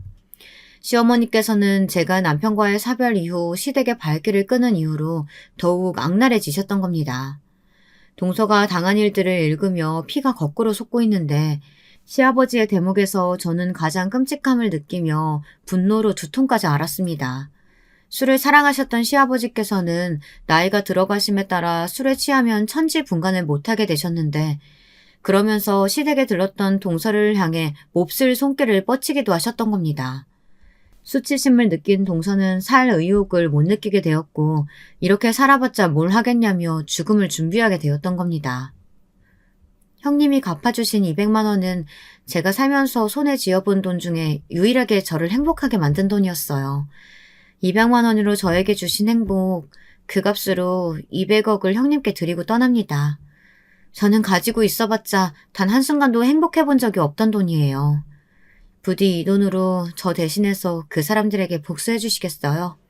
제가 마지막으로 부탁드려요. 저에게 망설일 이유 따위는 존재하지 않았습니다. 동서가 떠난 날짜부터 3개월을 꼬박 깊은 슬픔으로 경건하게 애도의 기간을 가진 저는 움직이기 시작했어요. 복수의 때였습니다. 돈의 힘이란 대단하더군요. 전문가들을 수족처럼 부릴 수 있으니 말입니다. 사람을 써서 알아보니까 시동생에게는 정말로 여자가 있었는데 동서가 세상을 떠나기 전부터 만남을 이어왔던 한마디로 상간녀였어요. 웃긴 건 그 상간녀 이전에 또 다른 상간녀들도 있었고요. 시동생 놈이 아주 말종이었던 거죠. 상간녀가 성미가 급하고 귀가 팔랑거리는 사람이라는 정보를 입수했습니다. 그래서 상간녀에게 시동생이 마치 동서를 직접 죽인 것처럼 그걸 슬쩍 고발한다는 취지의 내용을 적어 익명으로 보냈습니다. 동서는 억울하게 스스로 생을 마감한 것처럼 포장된 것이지만 실상은 다혈질인 시동생이 사건을 벌인 것이라고 적혀 있었는데요. 그걸 보고 상간녀는 경악을 했죠. 한편 시동생에게는 상간녀가 다른 남자들을 여럿 동시에 만나는 것처럼 증거를 조작해 꾸민 뒤 익명으로 소포를 보냈습니다. 시동생은 눈이 돌아가서 상간녀에게 어떻게 된 거냐고 무섭게 따져댔죠. 그러자 상간녀가 어떻게 했냐면 도망갔습니다. 폭발한 시동생을 보면서 정말 이 남자라면 자기 아내를 처리하고도 남았을 거라고 생각한 모양이었죠. 짐을 싹 다 챙겨서 아예 잠적했어요. 동서가 지고지순한 여자라서 골랐다고 했던 시동생은 소유욕 같은 게 강한 남자였습니다. 상간녀가 사라지자 분노했는데 그때 맞춰서 제가 돈으로 준비한 꽃뱀을 보내주었어요. 예쁘지는 않아도 청순하고 여리여리한 여자였죠. 그리고 시동생의 비위를 잘 맞추며 무조건 숙여주는 미덕도 지니고 있었습니다. 불안정한 상태였던 시동생은 그런 꽃뱀에게 즉각 넘어갔어요. 금세 홀렸죠. 그리고 연기력이 끝내주는 꽃뱀의 온갖 거짓말에 다 넘어가서 돈을 다 뜯겼습니다. 돈도 잃고 배신까지 당한 시동생이 절규하던 모습 어찌나 볼만했는지 몰라요. 시동생이 자기 발등 찍으며 자멸하는 동안 그 모치는 뭘 하고 계셨냐고요? 한바탕 솟고 계셨습니다. 시어머니께서 그렇게나 맹신하시던 무당 제가 찾아가 봤어요. 그리고 돈으로 매수했죠. 대단한 무당이니 어쩌니 해도 결국 돈 앞에서 눈이 돌아가더군요. 돈을 받은 무당은 시어머니에게 엉뚱한 소리를 해댔습니다. 집에 부정한 기운이 내려앉았으니 당장 재산을 다 처분해야 한다고 했죠. 네? 지금 재산 다 처분하면 내년 그리고 내후년에 2배, 3배 그 재산이 돌아올 거라고요? 다른 사람한테 말하면 큰일 난다고 무당은 입조심을 강조했고 시어머니께서는 더욱 그 엉뚱한 소리에 진심으로 빠져드셨습니다. 아무한테도 알리지 않은 채 재산을 슬그머니 하나둘 처분하셨죠. 저는 시아버지께 익명의 제보를 드렸습니다. 시어머니께서 무당한테 홀려 전 재산을 날리는 중이라는 내용이었죠.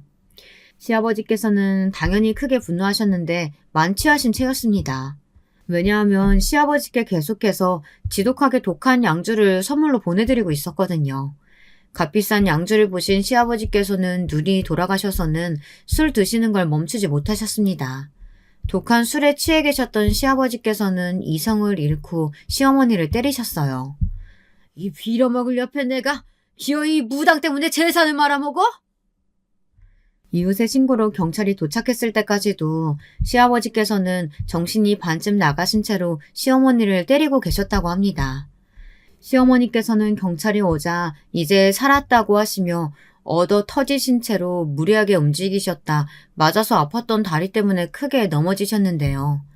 그러면서 턱으로 엄청 다치셨어요. 애초에 턱을 맞으셨기도 했고요. 그래서 몇 달 동안 아무 말씀도 못하고 치료만 받으며 사셨습니다. 그렇게나 시끄럽게 떠드셨던 분이 턱을 다쳐서 식사도 거의 못하시고 가만히 지내셨다는 게 정말 믿기지 않을 만큼 우스운 일이었죠. 고주망태가 되신 시아버지께 일부러 상황을 만들어 범죄를 유도한 건 아주 쉬운 일이었습니다. 돈으로 섭외해둔 슈퍼 주인이 일부러 티가 나게 자리를 비우며 딴청을 피우자 시아버지께서는 술을 품에 넣고 슬쩍 계산 없이 나가버리셨죠. 그걸 2번이나 반복하자 시아버지께서는 경계를 아예 푸셨고요. 술에 항상 쩔어 계셔서 판단력이 흐려진 머리로 아주 대범하게 행동하셨습니다. 야간에 침입해서 3번째로 또 술을 훔치셨던 건데요. 당연히 딱 걸렸죠. 일전에 훔쳤던 것들까지 전부 다 걸렸어요. 일부러 덫을 놓은 것이었으니까요. 시아버지께서는 합의를 노려보실 돈도 없으셨고 저에게 미리 섭외된 슈퍼 주인은 당연히 합의 의사가 없었습니다. 그 결과 시아버지께서는 실형을 살게 되셨습니다. 집안 자체가 아예 폐가망신되었어, 동서. 하늘에서 조금은 후련해하고 있는 거야? 대답을 들을 수 없다는 게 정말 아쉽다. 동서, 너 앞으로 잘 살아볼게. 그게 동서한테 속죄하는 길이고 동서가 나한테 바라는 것일 테니까. 거액을 제가 다 쓰겠다는 욕심 따위는 애초에 가지고 있지 않았습니다. 복수를 한 뒤 그들이 모두 고통 속에서 나뒹구는 것을 확인하자마자 저는 준비를 시작했어요. 알아보고 준비하는 것에 한참 걸렸으나 어쨌든 동서의 이름으로 장학재단을 만들 수 있었습니다. 그곳을 통해 저는 기부를 하게 되었고요. 이렇게 동서의 이름이 뜻깊게 남아서 좋은 취지로 돈이 쓰이게 되었다는 것이 무척 다행이라고 생각합니다. 잘한 결정이라고 내내 그렇게 여기면서 살아왔답니다. 여러분, 2번째 사연 시작하기 전에 좋아요, 구독 꼭 눌러주실 거죠? 그럼 2번째 사연 지금 시작합니다. 안녕하세요. 저는 어느덧 40살을 바라보고 있는 대한민국의 평범한 여자입니다. 오늘은 여러분들의 사연을 듣다가 시댁과의 기막힌 에피소드를 저도 한번 꺼내보고 싶어 이 글을 쓰게 되었네요. 저는 경기도에서 태어나 쭉 살아온 평범한 사람입니다. 아버지는 구급 공무원으로 공직 생활을 하셨고 어머니는 살림을 알뜰살뜰 꾸리시는 가정주부셨습니다. 당연히 외벌이 공무원집이었기 때문에 그다지 금전적으로 넉넉하진 못했습니다. 그래도 항상 성실하게 월급을 어머니께 가져다 주시는 아버지 덕분에 저와 남동생, 엄마, 아빠, 우리 4식구는 화목하게 잘 살아왔어요. 다만 자라면서 아쉬웠던 점은 자매가 있는 친구들이었습니다. 저는 특히 언니보다는 여동생이 있는 친구들이 부러웠어요. 여동생이 있어서 미주알 고주알 모든 일을 함께하고 이야기를 나누면서 지내는 친구들이 한없이 부러웠죠. 남동생은 너무 말이 없어 재미가 없었거든요. 그렇지만 그것 말고는 제 생활에 나름 만족하면서 학창시절을 보냈던 것 같아요. 나이가 들고 고등학생이 되자 저는 제 진로 고민을 시작했습니다. 뭘 하고 싶은지 정확하게 정해놓은 것이 없이 공부만 하다 보니 막상 고3이 되자 너무 고민이 되더라고요. 앞으로 어떤 직업을 가지고 어떤 삶을 살아야 할지 제 스스로 학교를 벗어나 제 삶을 결정한다는 게 굉장히 어려운 선택으로 느껴졌죠. 그러다 문득 제가 아버지를 존경하고 있다는 것을 깨닫게 되었습니다. 매일 아침 8시에 출근하시고 저녁 6시에 퇴근하시며 시계추처럼 하루를 쌓아오신 아버지의 성실함이 대단하게 느껴지고 저도 하루하루 그렇게 일상을 쌓아가고 나라를 위해서 제 작은 힘이나마 보태는 그런 삶을 살고 싶었습니다. 다행히 성적이 나쁘지 않아서 요즘 말하는 인서울대학을 진학하려고 하는데 고3 담임 선생님께서 그러시는 거예요. 근데 수영아, 나중에 공무원이 되고 싶다고 했지? 혹시 경찰 공무원은 어떠니? 네, 경찰 공무원이요? 어때? 평소에 리더십 있고 성실한 모습을 보면 좋은 경찰이 될 수 있을 것 같은데 한번 고민해보지 않겠니? 경찰. 저는 경찰도 공무원이라는 생각을 해본 적이 없었어요. 그렇게 생각해보니 체육 시간에 주장을 맡아 경기를 승리로 이끈 적도 있었고 경찰에 대한 로망도 가지고 있었어요. 이 길이 꽤 저한테 맞을 것 같은 생각이 들더군요. 그렇게 저는 경찰 행정학과를 진학하게 되었습니다. 경찰의 꿈을 품고 대학에 가자 고등학교 때보다 더 타이트한 스케줄이 기다리더라고요. 대학 수업을 다니면서 저는 20살이 되면 꼭 해보고 싶었던 카페 아르바이트를 시작했습니다. 그리고 그곳에서 마치 운명처럼 지금의 남편을 만나게 되었죠. 남편은 저와 같이 아르바이트를 하던 제 인근 대학교 경영학과 학생이었는데 저와 동갑내기 20살이었습니다. 같이 일을 하다가 정이 들어서 군대 갈 때 격려도 해주고 전화도 받아주고 하다 보니 군대 제대하기 전에 우리는 사귀는 사이로 발전해 있었어요. 군대 복학해서는 그 사람도 저도 한참 취업 준비로 바빴고 30살이 되었을 무렵 우리는 각자 경찰과 은행원이 되어 사회에서 어엿한 한 몫을 하게 되었죠. 그리고 서로 직장이 확실해지자 결혼 이야기가 나오기 시작했어요. 저는 남친의 부모님께 인사를 드리게 되었습니다. 만나기로 한 장소는 연회장이 있고 개별 룸이 있는 인근에서 유명한 고깃집이었습니다. 특히 돼지 양념갈비가 맛있는 집이었죠. 저는 베이지색 원피스를 입고 멋들어진 자켓도 걸치고 핸드백도 들고 식당으로 갔습니다. 남친의 가족분들은 먼저 와 계시더군요. 그 나이 연배의 평범한 인상이셨고 저를 보고 미소를 보내셨습니다. 다행히 저를 마음에 들어 하시는 것 같았어요. 특히 어머니께서는 저를 보고 아가씨가 너무 곱다며 그래 경찰을 한다고 들었는데 일이 험하지는 않냐고 걱정을 해주셨어요. 저는 주로 행정 업무가 많아서 괜찮다고 말씀을 드렸죠. 어머니는 아파트 상가에서 국수집을 운영하셨는데 다음에 국수 먹으러 오라고 살갑게 말씀해 주셨어요. 저는 저에게 호의적인 어머니의 모습을 보면서 긴장을 털어낼 수 있었습니다. 저는 남친의 가족분들을 보고 나니 아, 이 집에 시집 가면 마음 편하게 살 수 있겠구나 그런 생각이 들었습니다. 그만큼 부모님들이 인상도 좋으시고 푸근하신 느낌이었거든요. 그렇게 우리 커플은 1년여의 시간을 더 연인으로 보냈어요. 남친도 직장에 적응할 시간이 필요했고 저도 직장에 적응하느라 정신이 없었기 때문에 한동안은 결혼 생각도 하지 않고 바쁘게 보냈죠.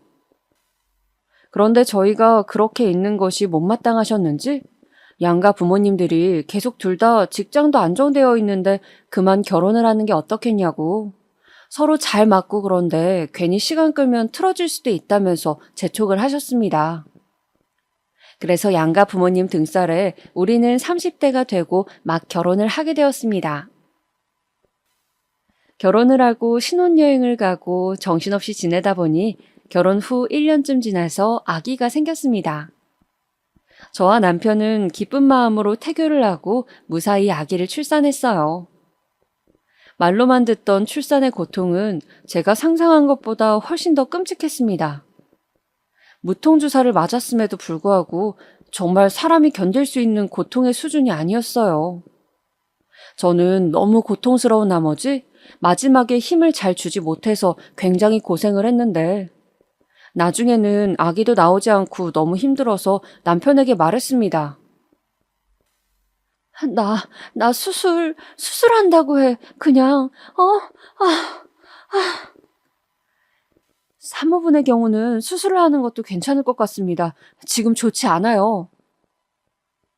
그런데 의사쌤도 수술을 권하고 있는 와중에 남편이 갑자기 수술 동의를 망설이는 것이었어요.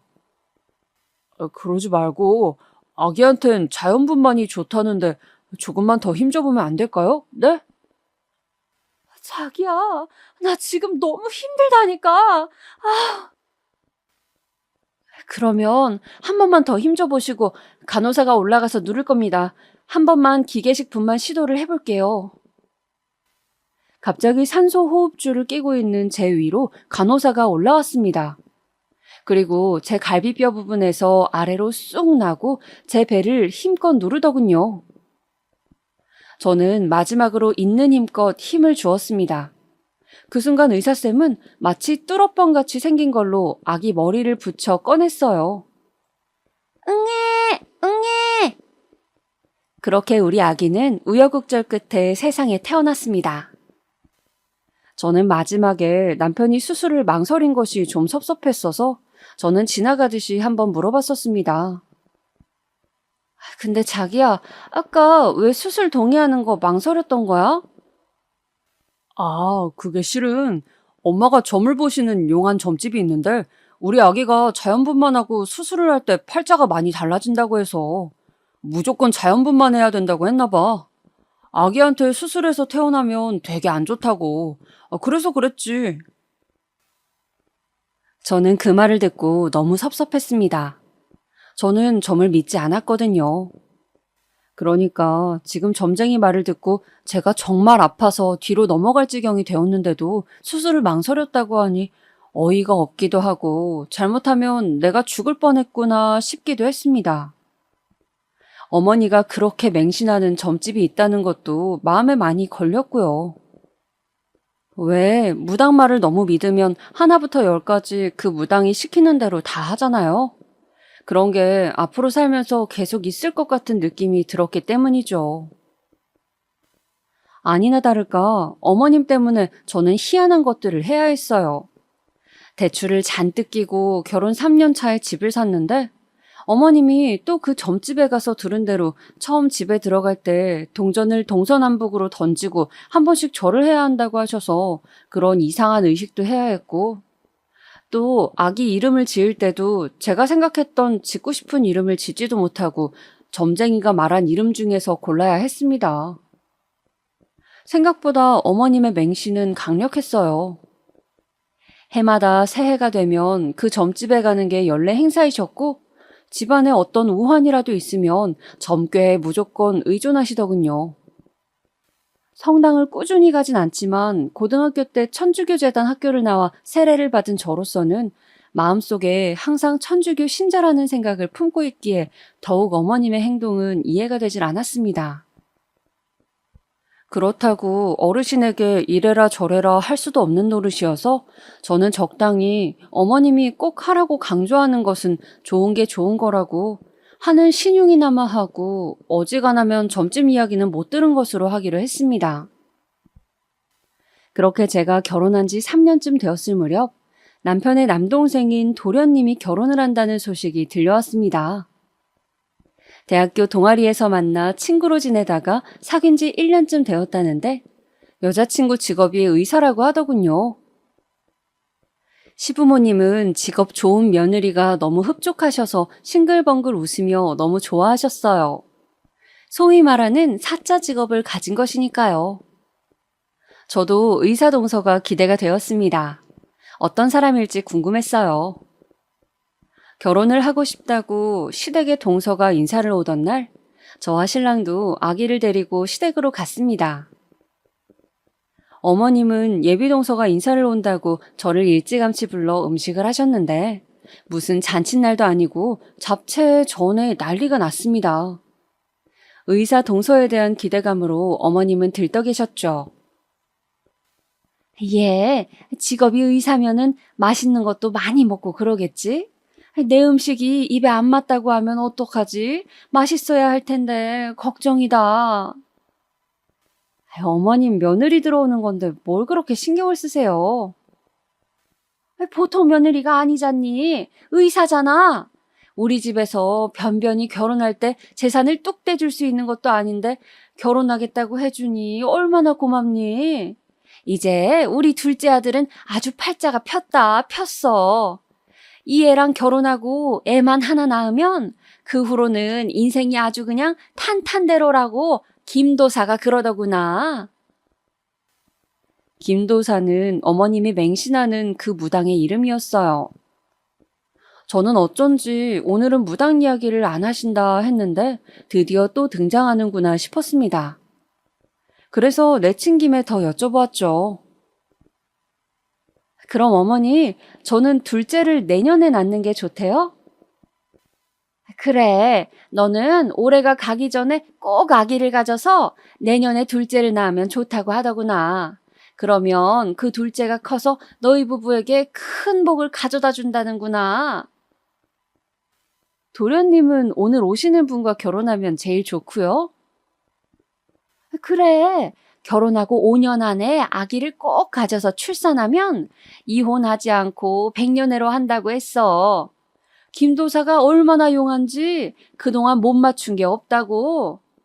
그렇게 너희와 둘째네 앞길 좋게 만들어주고 나면 나는 이번 생에 내 할 도리는 다 한 거라고. 그 후부터는 마음 편한 노후를 보내면 된다고 하더구나. 저는 무슨 하늘의 계시라도 받은 듯한 어머님의 비장한 태도에 더욱 어이가 없었습니다. 어떻게 점을 적당히 믿어야지 저렇게 맹신할 수가 있는지. 아무튼 그렇게 전을 뒤집고 나무를 묻히고 난리 부르스를 춘 다음 드디어 예비 동서가 도착했습니다. 띵동. 어서 와요. 실례하겠습니다. 등장한 동서는 호리호리한 몸에 의사다운 지적인 외모를 가진 사람이었습니다. 저는 괜히 의사라고 하니 그런지 몰라도 똑똑해 보이는 사람이라는 생각이 들었죠. 첫 만남이라 그런지 동서는 말을 많이 하진 않았고 그저 결혼해서 잘 살겠다고 하는 것이었어요. 산부인과로 전공을 택했다는 동서는 자신도 얼른 아기를 낳고 싶다고 웃으며 말했죠. 그리고 결혼 준비와 관련한 비용 문제 같은 것은 부모님들 신경 쓰실 것 없이 도련님과 둘이 알아서 해결하겠다고 하더군요. 시댁에서는 돈도 필요 없다고 하니 좋아 죽으려고 하시더군요. 어머님은 김도사가 올해 대운이 들었다고 하더니 정말 그 말이 맞다며 기뻐했고 남편은 어떻게 동생 녀석이 저런 여자를 데리고 왔나 신기해하며 온 가족이 마치 무슨 로또를 맞은 듯 기뻐했어요. 저는 둘째 며느리 덕을 얼마나 보려고 저렇게 좋아하나 시댁의 속물적인 반응에 어이가 없었지만 뭐 저하고는 별로 상관없기에 그냥 가만히 있었습니다. 아랫동서이니 그냥 지나치게 버릇없지만 않으면 같은 며느리 처지로 그닥 제가 좋을 것도 없고 안 좋을 것도 없으니까요. 그렇게 도련님은 집에 인사를 온 지 6개월 만에 후딱 결혼식을 올렸습니다. 결혼식을 마치고 신혼여행을 다녀오고 집안 행사들에서 저는 동서와 좀 교류를 할 수가 있었어요. 동서는 점잖은 사람이었지만 자신의 일에 대해서는 자기 위주의 생각이 아주 컸고 자신의 생활이 중요한 사람이었어요. 뭐랄까, 이기주의는 아닌데 개인주의라고나 할까요? 그렇지만 분명히 자신만의 상식에 대한 생각은 분명한 사람이었습니다. 어머님의 김도사 맹신에 대해서 저는 살짝 동서의 의견을 물어봤어요. 동서는 다른 종교가 없기도 하고 어머님이 그렇게 믿으신다면 자신도 협조하는 모습을 보여드려야겠다고 하더군요. 그 부분이 어머님에게 중요한 부분일 수도 있다면서요. 그렇게 동서는 어머니와 친해져 보겠다고 같이 점집에 다녀오는 것이었습니다. 형님 있잖아요. 진짜 그 김도사님이 제가 의사 공부할 때 시험 한 번 망친 것까지 다 맞추더라니까요. 정말 대단하시죠? 어쩜 그렇게 쪽집게 같은지 진짜 신기해요. 재미있던데요? 다음에 다 같이 가보는 건 어때요? 사실 어머님이 저한테도 김도사에게 같이 가보자고 여러 번 말씀을 하셨지만 저는 천주교이고 그런 것을 워낙 믿지 않기에 따라가지 않았었습니다. 아, 나는 그런 걸 잘 안 믿어서. 한번 가보시면 완전 놀라실 건데 아쉽네요. 근데 동서는 의사인데도 그런 걸 믿어? 의사는 어떻게 보면 일종의 과학자지만 세상에는 인간의 힘으로 안 되는 것들도 많이 있으니까요. 그렇게 동서가 우리 집안에 적응하려고 애쓰고 있는데 저와 어머니 사이에 좀 트러블이 생겼습니다. 바로 제가 최초로 김도사의 말을 어기는 결정을 하게 된 것이었죠. 어머니께서는 올해 안에 아기를 가지라고 했는데 저는 당시 허리가 무척 안 좋았거든요. 그래서 그냥 둘째 가지기를 잠정 포기했어요. 제 결정을 말씀드리자 어머님은 저에게 화를 내셨죠. 첫째야, 내가 둘째를 꼭 가져야 한다고 했잖아. 왜 내 말을 안 듣니? 어머님, 아시다시피 제가 11월에 교통사고가 나서 허리가 아직도 너무 아파요. 애가 보채서 좀 안아주기라도 하면 온 다리가 저릿저릿해서 계속 누워 있어야 하는데 어떻게 임신을 하겠어요? 제 몸 완전히 아작나는 일인데. 그래도 김도사가 그렇게 하라는데 그렇게 해야지 어떡하니? 그게 너희들한테 제일 좋은 일이라고 하는데. 그래도 저는 못 가져요, 어머니. 죄송해요. 허리가 너무 아파서 침도 맞고 하는데도 전혀 차도가 없는데 무슨 아기를 가져요. 저는 그렇게 어머님이 이야기한 김도사의 말을 처음 어겼습니다. 처음 뵀을 땐 그 푸근한 인상은 어머니 말을 잘 들을 때뿐이었어요. 제가 김도사의 말을 한번 어기자 어머님께서는 그 후로 제 욕을 하시며 계속 화를 내시고 꼬투리를 잡으셨습니다. 아기를 꼭 가져야 한다던 그 해를 넘기고 1년이 더 지났을 무렵 이번에는 화살이 동서를 향했죠. 김도사가 이번에는 동서에게 아기를 가져야 한다고 늦어도 3년 안에는 가져야지만 가정이 평안하다고 이야기를 한 것이었습니다. 동서도 안 그래도 아기를 가지려 했다며 자연 임신을 시도했지만 6개월이 지나고 1년이 지나도 임신이 잘 되지 않았어요. 그러자 동서는 자신이 산부인과 의사라서 그런지 아주 적극적으로 난임 시술을 받고 임신 시도를 하였습니다. 그러나 동서는 아기가 잘 들어서지 않는 몸인 것 같았어요. 몇 번의 시험관 시술에서 실패를 하고 또 몇 차례의 계류 유산을 겪어야 했습니다. 동서는 한 번은 너무 힘들다며 저에게 부럽다고 하더군요. 어버이날이라 함께 가족끼리 밥을 먹고 있을 때였습니다.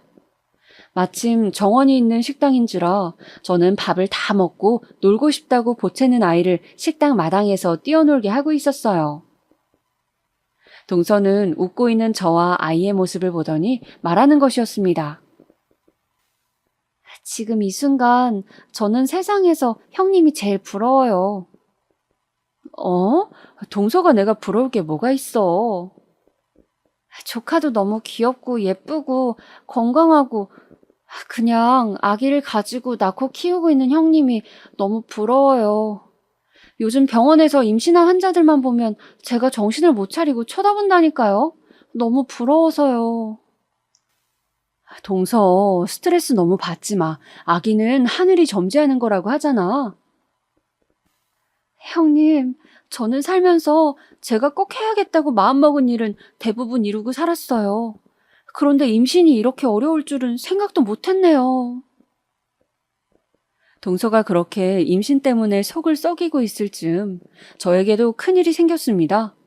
바로 엄마가 위암 판정을 받은 일이었어요. 어느 날 바로 밑에 동생이 전화가 왔습니다. 누나, 왜 무슨 일이야? 왜 그래? 말을 좀 해봐. 엄마가 위암이래, 위암. 뭐? 저는 그 길로 집으로 달려갔어요. 집에는 병원에 다녀왔는지 약봉지와 망연자실 앉아있는 제 동생의 모습, 그리고 방에 들어가 누워 계신 엄마가 있었죠. 그냥 소화가 안 되는 것 같아 병원에 갔더니 위암이라고 했다는 겁니다. 저는 너무 놀라 병원을 여러 군데 가보자고 했어요. 그렇게 몇 군데 큰 병원을 다녔지만 모두 위암이라고 하더군요. 그것도 좀 진행이 된 상태라고요. 마치 하늘이 무너지는 것 같았습니다. 이제 겨우 저 시집 보내고 손주 커서 학교 가는 거 볼 날만 기다렸는데 평생 고생만 한 우리 엄마가 암이라니. 저는 한동안 엄마를 돌보는데 제 모든 노력을 다했어요. 좋다는 것을 구해서 드리고 수시로 집에 들러 먹을 것을 챙기고 병원 갈 때마다 모시고 갔죠. 그런데 하루는 시댁 가게에 들렸더니 시어머니가 그러시는 거예요. 아가, 요새 바쁘니? 한 번씩 나와서 가게 일도 돕고 하더니. 아, 어머니, 제가 말씀을 못 드렸죠? 저희 어머니가. 아, 그거라면 들었다. 편찮으시다고? 그런데 뭐 요새 세상에 암이 흔하잖아. 별일이야 있으시겠니? 네? 아니, 가게 일도 좀 돕고 아기 돌보는데 신경 써야지. 하루 종일 친정에만 매달려 있는 것 같아서 보기가 좀 그래서 말이다. 엄연히 출가 외인인데 안 그러냐? 저는 어머니 말에 울컥하고 올라오는 기분이었지만 어른인지라 같이 따질 수도 없고 그냥 말없이 못 들은 걸로 하자라고 속으로 되뇌이며 참고 있었습니다. 제 표정이 안 좋은 것을 본 남편이 와서 저에게 오늘은 그만 가라고 하면서 저를 끌고 밖으로 나갔어요. 저는 저를 붙잡고 나가는 남편도 그 순간 너무 미웠습니다. 당신은 당신 어머니가 저런 막말을 하는데 어떻게 나만 끌고 나올 수가 있어? 자기야, 기분 안 좋은 건 알겠는데 당신 어머니가 뭐야? 그리고 우리 부모님이 아직 장모님이 심각한지 잘 모르셔서 그래. 가벼운 암들도 많잖아. 그런 건 줄 아시는 거야. 좋게 생각하자, 어? 그래도 그렇지. 어떻게 아픈 우리 엄마에 대해서 그렇게 말씀하실 수가 있어? 미안해, 자기야. 섭섭한 마음 이해해. 내가 사과할게, 어? 저는 간신히 섭섭한 마음을 추스르고 남편의 사과를 받았죠. 엄마는 완전 말기는 아니었지만 후기에 해당했고 이미 전이가 조금 되어 있다는 소견을 받았어요. 수술을 하기로 했는데 수술 당일에 초조하게 기다리고 있던 저에게 더 힘든 소식이 들려왔습니다. 6시간에서 8시간 정도는 걸린다고 했는데 1시간 만에 의사가 밖으로 나와서 저에게 그러는 것이었어요. 생각보다 여러분이 전이가 많이 되어서 수술을 하기가 힘들다고요. 아무래도 수술 없이 항암을 하셔야 할 것 같다고 했습니다. 정말 설상가상이었어요. 제가 생각한 것보다 엄마는 더 상태가 안 좋았습니다. 아버지가 엄마를 간병해야 하는 상황이 길어지면서 친정의 형편은 더 안 좋아졌어요. 당장 남동생도 아직 대학생이었고 돈이 빠듯한 상황이었죠. 저는 제가 모아두었던 비상금을 일단 아빠에게 드렸어요. 결혼하면서 가지고 갔던 돈이었죠. 급한 병원비 이걸로 일단 쓰고 생활비에도 보태라고 1,000만 원을 드렸습니다. 아빠는 이런 돈을 내가 너한테 줘야 하는데 미안하다고 눈물을 보이셨어요. 저도 아빠 손을 붙잡고 함께 울었죠. 우리가 함께 노력하면 엄마는 꼭 좋아지실 거라고 저는 그렇게 아빠를 붙잡고 눈물을 흘렸습니다. 그렇게 엄마는 수술을 하지 못하시고 항암 치료를 시작했어요. 날이 갈수록 수척해지고 머리도 빠지는 엄마를 보면서 제 마음도 찢어져 갔습니다. 항상 여자는 나이가 들수록 머릿결 관리가 중요하다며 신경 쓰시던 엄마였는데 머리숱이 거의 없어지자 항상 모자를 쓰고 계시는 엄마의 모습이 너무 마음이 찢어지는 것 같아.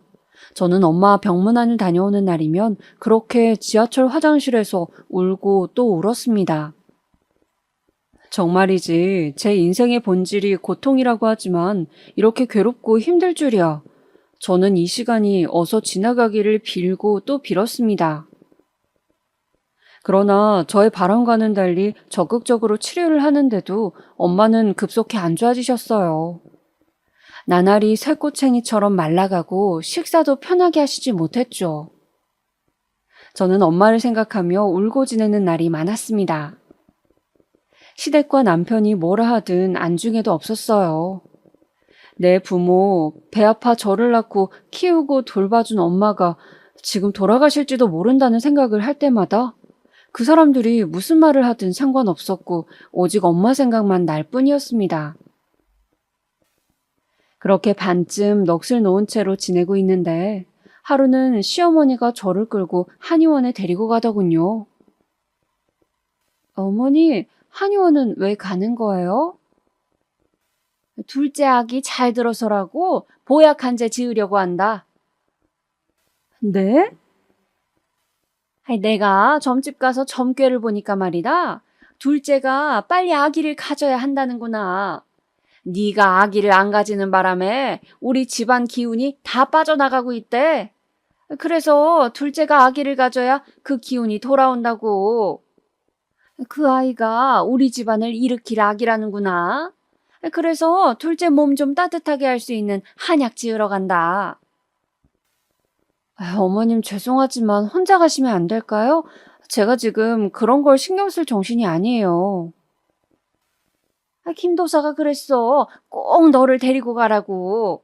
그래야 너한테도 좋고 둘째한테도 좋다고 말이야. 그리고 산 사람은 살아야지. 어차피 곧 가실 양반한테 그렇게 마음 쓰고 힘들어하면 뭐하니? 네? 지금 뭐라고 하셨어요, 어머니? 우리 엄마 아직 안 죽었어요. 살아 계시다고요. 사과하세요. 지금 하신 말씀. 어떻게 그런 말씀을 표정 하나 안 바뀌고 하시는 거예요? 저는 순간 악에 받쳐 소리를 질렀습니다. 어머니는 소리를 지르는 제가 창피했던지 저를 끌고 한의원 밖으로 나와 화를 내셨어요. 아니, 그러면 네 할 일은 하나도 안 하고 친정부모에 미쳐서 있는 너를 언제까지 내가 봐주니? 제 할 일이 뭔데 그러시는 거예요? 뭐긴 결혼했으면 그 집안이 잘 되도록 힘써야지. 집에서 밥만 축내고 친정 쏘다니는 게 네 할 일인 줄 아니? 어느 정도껏 돼야 넘어가지. 누구나 집에 아픈 환자 한 명쯤은 있어. 왜 이렇게 유난이야? 탁! 저는 너무 화가 나서 어머니의 손을 뿌리치고 그 자리에서 나와버렸습니다. 그날 저녁이었어요. 당신 엄마 뿌리치고 가버렸다며? 어머님께 이야기를 들었는지 남편이 저에게 따지고 드는 것이었습니다. 나 오늘도 엄마 병실에 갔어야 했는데 엄마 혼자 있는 날이란 말이야. 근데 동서 한약 짓는데 왜 나를 데리고 가시냐고. 어머니 진짜 왜 그러신데? 아니, 나이 든 양반이 점을 좋아하니까 그 점쟁이가 하는 말을 좀 믿고 따라할 수도 있는 거지. 그게 좀 이해가 안 돼도 노인 비위 좀 맞춰준다 생각하고 하는 신용이라도 하고 좋게 좋게 말씀드리면 안 돼? 왜 집안을 시끄럽게 분란을 만들어? 당신 지금 말 다 했어? 지금 이 상황이 내가 분란을 만든 거라고? 분란을 만드는 사람이 누군데 그래? 저도 남편에게 질세라 악에 받쳐 소리를 질렀습니다. 남편은 제가 악다구니를 쓰며 대들자 고개를 절레절레 흔들며 옆방으로 가버리더군요. 저는 친정엄마가 아프자 시댁 식구들과 남편의 태도를 보고 정말 결혼을 후회했습니다. 아무리 그래도 내 부모가 이렇게까지 아프다는데 어떻게 이런 식으로 할 수 있는지 정말 좋게 생각해 보려고 해도 용납이 안 되는 모습들이었습니다. 그 후에도 친정엄마 때문에 시댁과 또 트러블이 있었습니다. 바로 남편의 사촌 동생의 결혼식이었습니다. 남편의 작은 아버지에게 아들이 둘 있었는데 둘 다 노총각으로 집안 어른들이 장가를 못 가서 어쩌냐고 크게 걱정을 하고 있었어요. 그런데 그중 헬스 트레이너를 한다던 사촌이 장가를 가게 된 것이었죠. 당연히 시댁 식구들은 크게 기뻐했어요. 그리고 집안의 큰 경사라는 듯 당연하게 모두가 간다고 생각을 했죠. 그런데 하필 결혼식 장소가 제주도였습니다. 스몰 웨딩으로 제주도 레스토랑을 빌려서 하루 종일 식을 진행한다고 하기에 저는 엄마도 돌봐야 하고 한두 시간이면 몰라도 하루 종일 빼서 제주도까지 가기는 좀 힘들겠다고 남편에게 말했죠. 그러자 남편과 시어머니가 난리를 치는 것이었습니다. 당연히 가야지. 무슨 말도 안 되는 소리냐고. 제가 인간이냐며 남편과 시어머니는 불같이 화를 내는 것이었어요. 아니, 우리 엄마가 지금 아파서 죽네 사네 하는데 내가 그 결혼식을 꼭 가야 돼? 그냥 당신 사촌동생 결혼식일 뿐이잖아. 당신 혼자 다녀와도 되잖아. 우리 집에 오랜만에 있는 결혼식이고 모든 친척들이 다 올 텐데 며느리가 돼가지고 그 행사에 안 간다는 게 말이 돼? 왜 말이 안 돼? 사정이 있으면 못 갈 수도 있는 거지. 무슨 군대도 아니고 왜 꼭 가야 하는데? 됐다, 말을 말자. 넌 무슨 인간 말종이냐?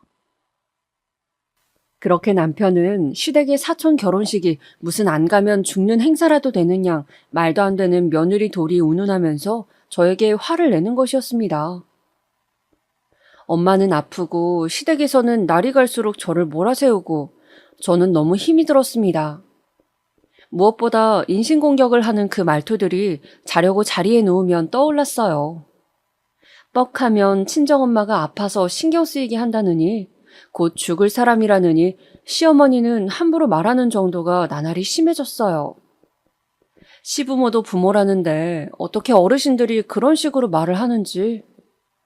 신랑도 처음에는 양쪽을 말리다가 나중에는 자기도 힘들다며 이제 친정일 그만 신경 쓰고 남동생에게 엄마 챙기도록 하면 안 되겠냐고 말했습니다. 저는 기가 막혔지만 그냥 당신을 신경 쓰지 말라고 그런 거 바라지도 않는다고 하고 말았죠. 그러는 와중에 엄마는 나날이 안 좋아졌습니다. 저는 엄마를 보러 가는 날이면 마음이 칼로 도려내는 것처럼 아파서 항상 퉁퉁 부은 눈을 하고 다녔죠. 그런데 의사가 한 번은 비급여 신양 이야기를 하는 거였어요. 아직 보험 처리는 안 되지만 좋은 항암제가 있는데 기존 항암제가 부작용이 심하고 몸 전체에 탈모를 유발한다든지 밥을 잘 못 먹게 된다든지 하는 힘든 점이 있는 반면에 암세포만 찾아서 없애는 표적 항암제라는 것이 있다고 그걸 한번 시도해보면 좋겠다고 하시는 거예요. 지금보다는 훨씬 경과가 좋을 거라고요. 문제는 그 치료 자체가 비급여다 보니까 너무 비싼 것이 문제라고 했습니다. 저는 그 말을 듣는 순간 드디어 하늘에서 한 줄기 동아줄이 내려오는 것 같았어요. 돈이 문제가 아니었죠.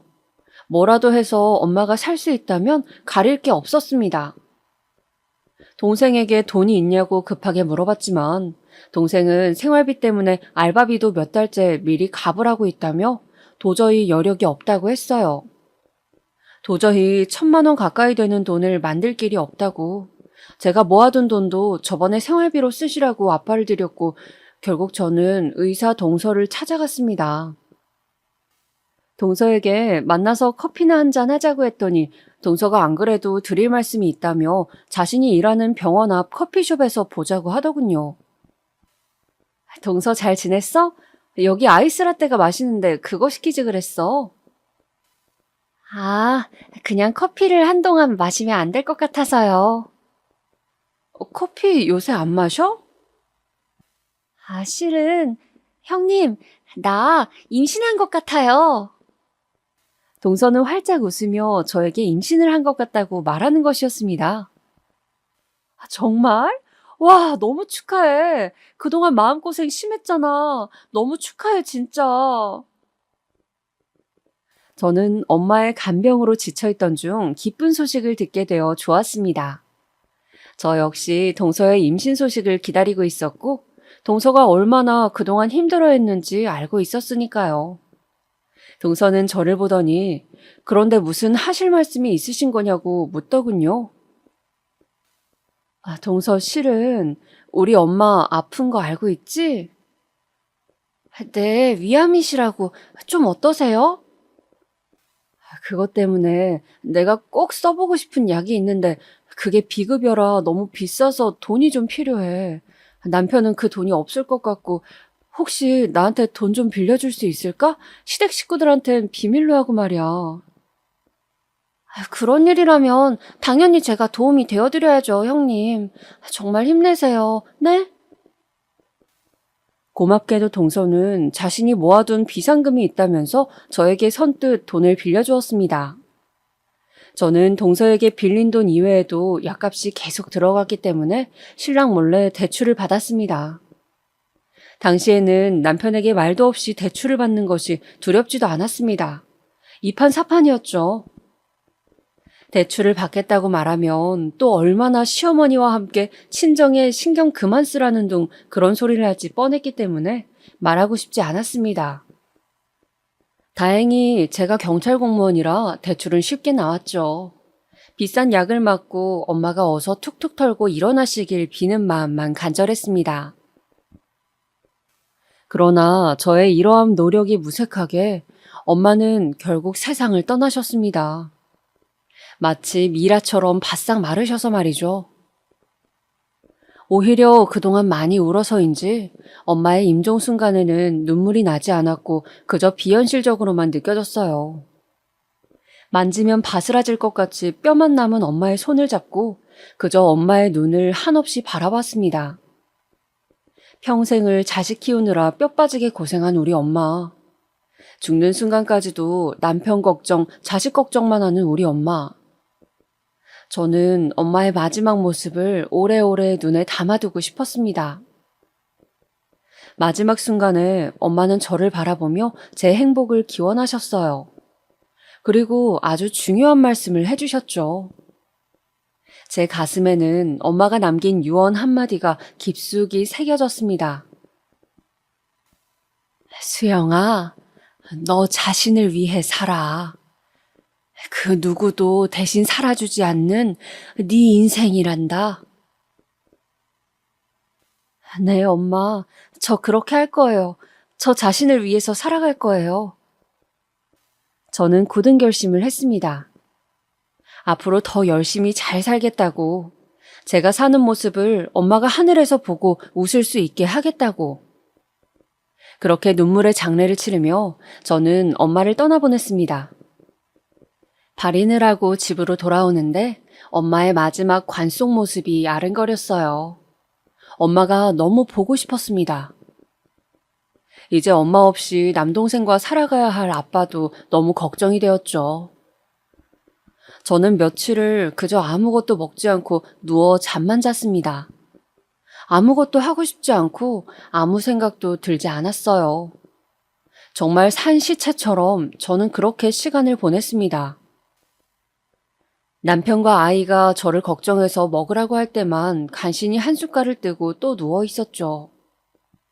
그렇게 일주일이 지났을 무렵 시댁에서 다 같이 저녁을 먹는 자리가 있어 저는 남편과 아이만 보내려고 했습니다.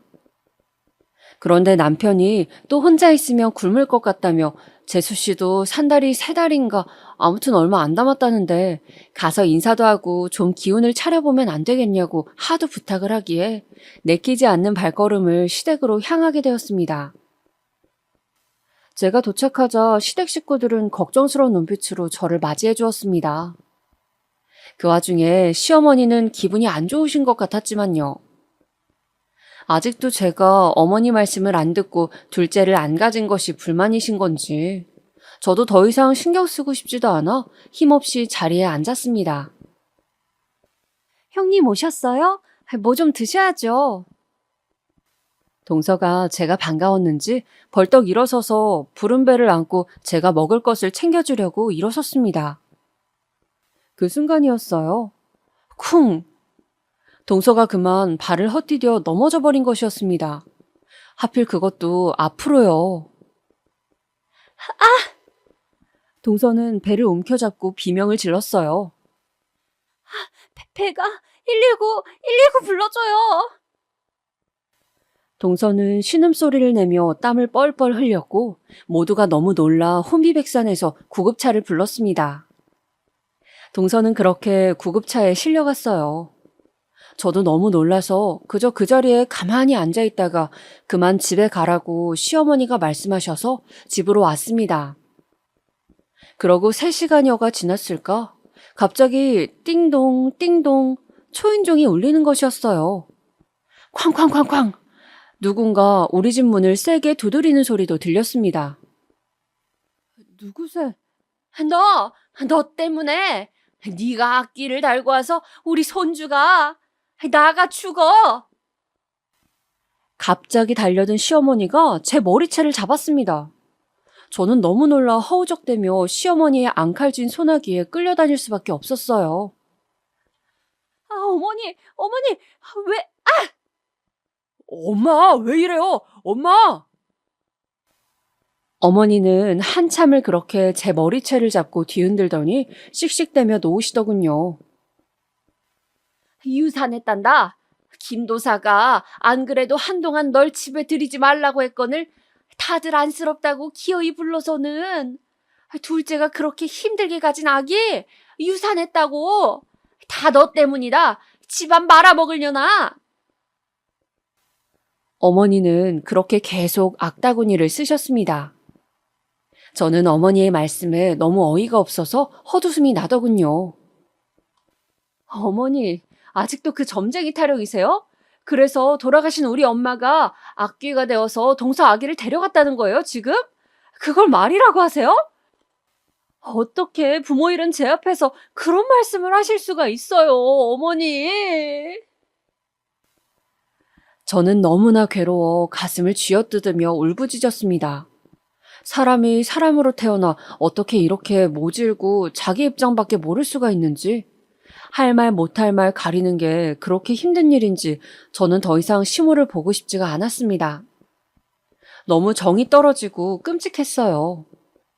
그래서 그 길로 이혼하자는 말만 남기고 짐을 싸서 아이를 데리고 친정으로 가버렸습니다.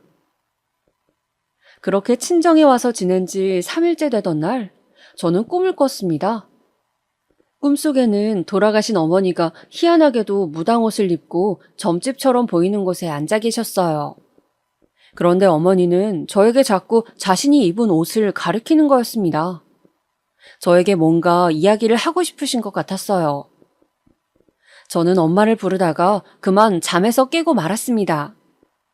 깨어난 후 골똘히 생각에 잠겼죠. 왜 엄마가 무당옷을 입고 있었을까? 혹시 나에게 뭔가 할 말이 있었던 것은 아닐까? 그렇게 몇 날 며칠을 생각하다가 저는 김도사를 찾아가 보기로 했습니다. 아무래도 엄마가 입고 있던 무당옷이 김도사를 뜻하는 것 같아서였죠. 예약을 하고 점을 보러 간다고 핑계를 대서 저는 김도사를 만나러 갔어요.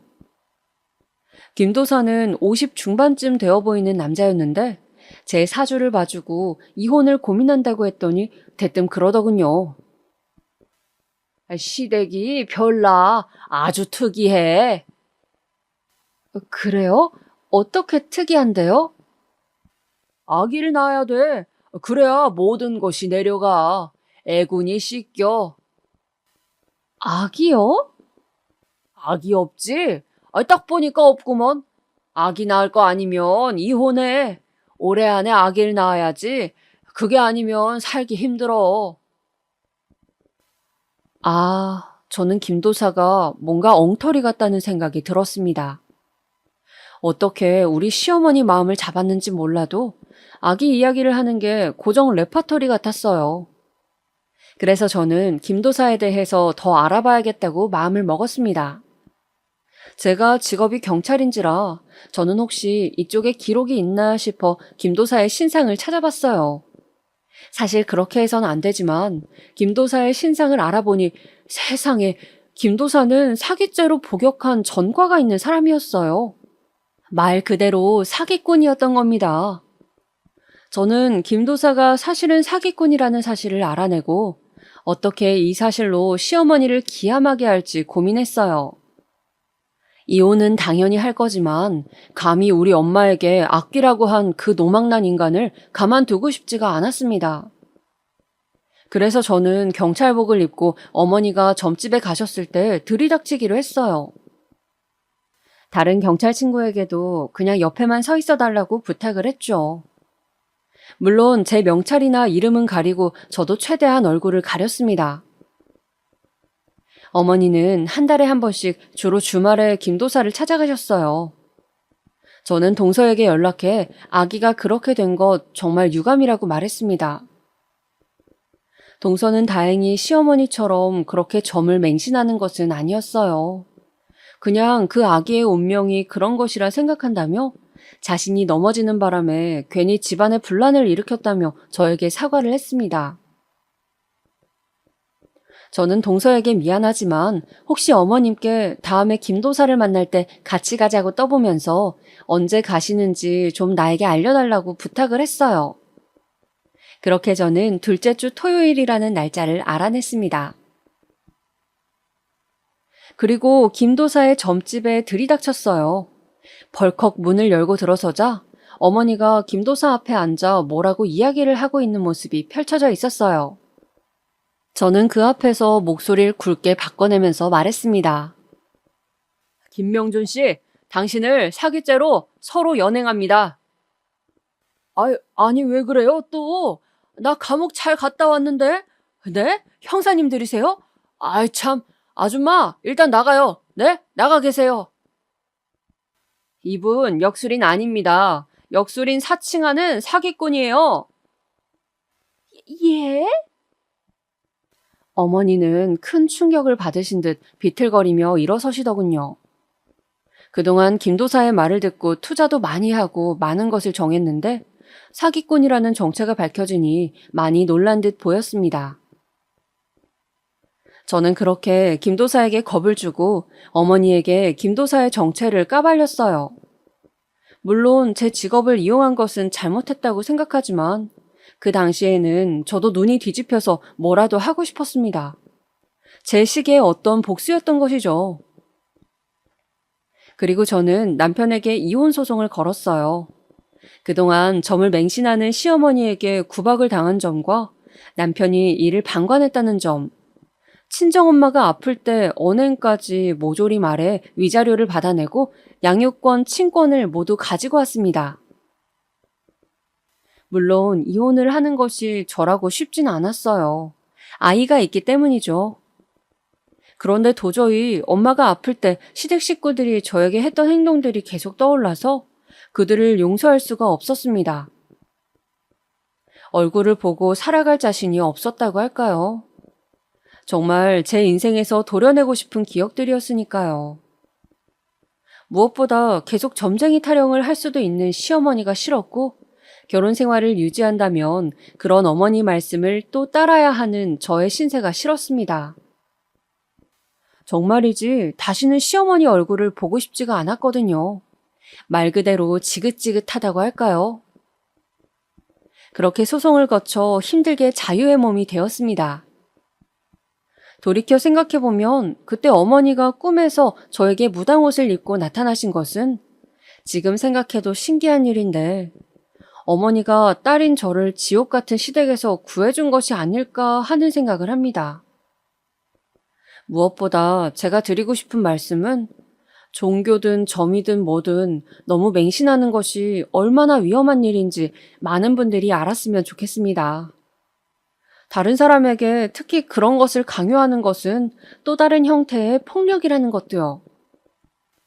이혼 후 건너 시댁 소식을 들으니 김도사가 사기꾼이라는 걸 알고 어머님은 다른 점집을 또 다니기 시작했는데 거기서 말한 대로 투자를 했다가 많은 손해를 입고 망연자실하신 상태라고 들었습니다.